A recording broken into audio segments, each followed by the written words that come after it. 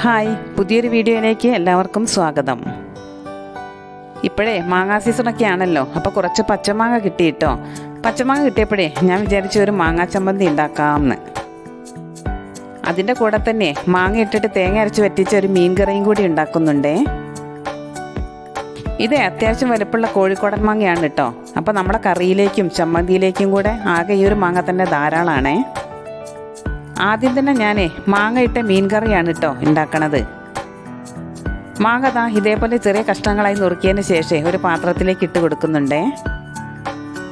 പിന്നെ ഞാനിതിൻ്റെ തൊലിയൊന്നും കളയണില്ല കേട്ടോ. തൊലിക്ക് കയ്പൊന്നും ഇല്ലാത്തതുകൊണ്ട് തന്നെ അതേപടി മുറിച്ചിടുകയാണ് കേട്ടോ ചെയ്യണത്. കറി വെക്കാൻ ആവശ്യമായ വെള്ളം ഞാൻ ആദ്യമേ എടുത്ത് വെച്ചിട്ടുണ്ട്. അതിലേക്കാണ് മാങ്ങ മുറിച്ചിടണത്.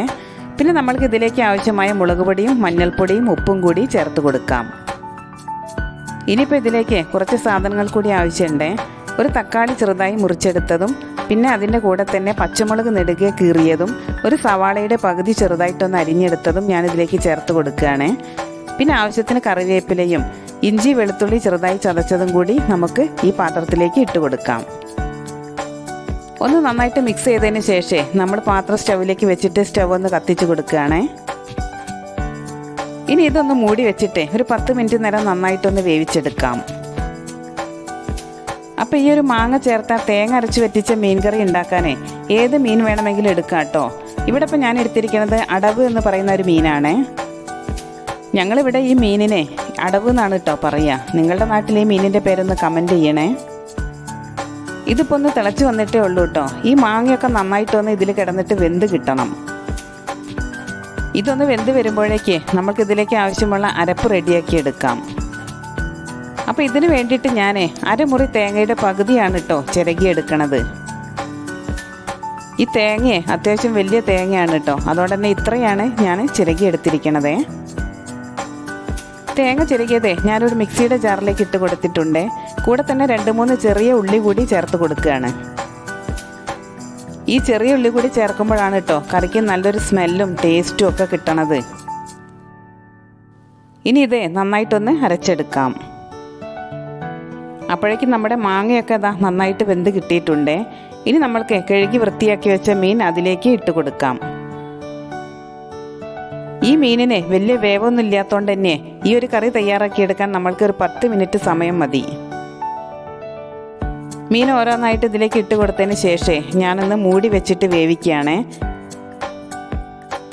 പിന്നെ നിങ്ങൾ മീൻ വേവിക്കുന്ന സമയത്തെ ശ്രദ്ധിക്കേണ്ട കാര്യം എന്താണെന്ന് വെച്ചാൽ അതിൽ സ്പൂണോ തവിയോ കൊണ്ട് ഒരുപാട് നേരം ഇളക്കരുത് കേട്ടോ.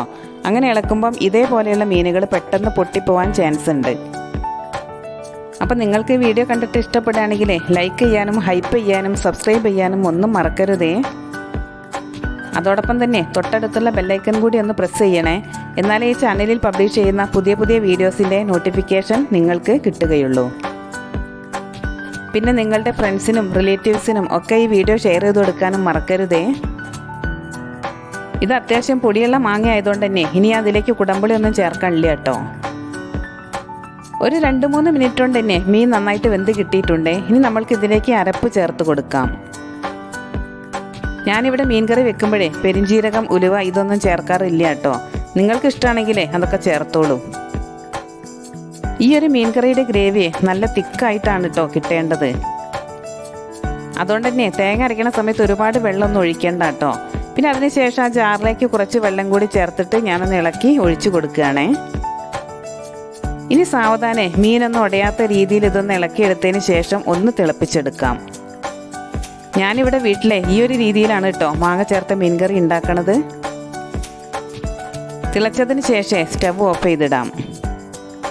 ഇനി ഇതിലേക്ക് വെളിച്ചെണ്ണയിൽ കടുകും ചെറിയുള്ളി അരിഞ്ഞതും ചേർത്ത് താളിച്ചൊഴിക്കുകയാണെങ്കിൽ ഒന്നുകൂടി ടേസ്റ്റ് കൂടുകയെ.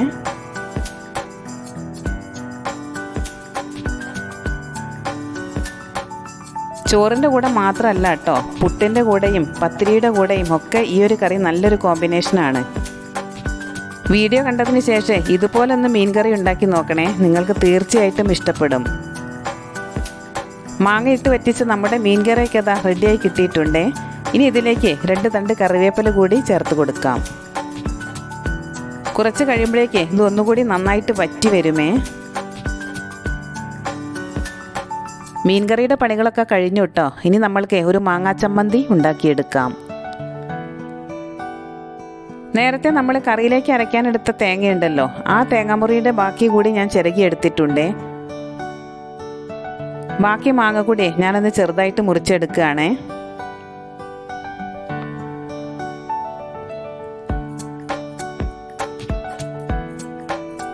പിന്നെ നമ്മൾക്ക് ഇതിലേക്ക് വേണ്ടത് ഉണക്കമുളക് ചുട്ടതാണേ.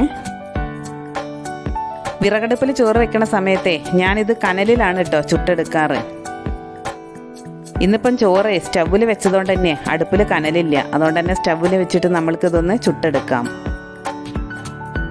ഇനി തേങ്ങയും ചുട്ടെടുത്ത മുളകും ചെറുതായി മുറിച്ചെടുത്ത മാങ്ങയും കൂടി മിക്സിയുടെ ജാറിലേക്ക് ഇട്ട് കൊടുക്കാം.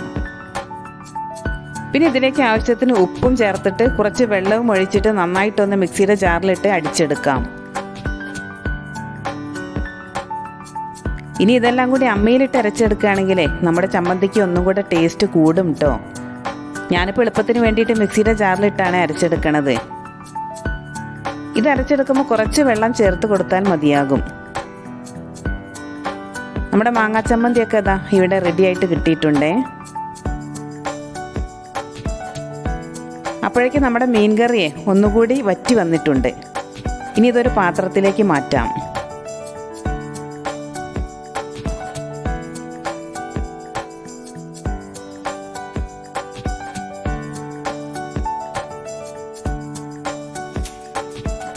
അപ്പം മാങ്ങാ ചമ്മന്തിയും മാങ്ങയിട്ട് വറ്റിച്ച മീൻകറിയും എല്ലാം ഇവിടെ റെഡി ആയിട്ടുണ്ട് കേട്ടോ. മാങ്ങയൊക്കെ ധാരാളം കിട്ടണ ഈ ഒരു സമയത്തെ ഈ ഒരു ടൈപ്പ് മാങ്ങാ ചമ്മന്തിയും മാങ്ങ ഇട്ടിട്ട് തേങ്ങ അരച്ച് വറ്റിച്ച മീൻകറിയും ഒക്കെ നിങ്ങളൊന്ന് ട്രൈ ചെയ്ത് നോക്കണേ. സൂപ്പർ ടേസ്റ്റാണ്. ഇപ്പോൾ സമയം 12:30 കഴിഞ്ഞു കേട്ടോ. ഞാനും മക്കളും ചോറ് കഴിക്കട്ടെ. നിങ്ങളെല്ലാവരും ചോറ് കഴിച്ചോ? വീഡിയോ ഇഷ്ടപ്പെട്ടാൽ സപ്പോർട്ട് ചെയ്യാൻ മറക്കരുതേ.